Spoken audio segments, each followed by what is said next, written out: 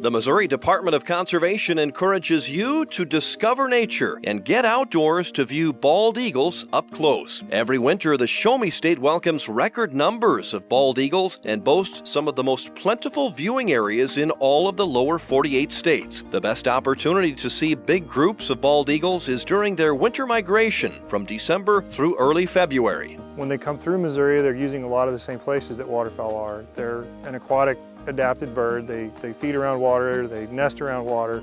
So you tend to find them on places in Missouri that have water, like our managed wetlands, big reservoirs, lakes, rivers, places like that. Prime viewing spots in mid-Missouri include Eagle Bluffs Conservation Area in southern Boone County and Lake of the Ozarks Bagnell Dam. Watch for eagles perched in large trees along the water's edge. View them early in the morning to see eagles flying and fishing. Make sure to dress for the winter weather and don't forget your binoculars and camera.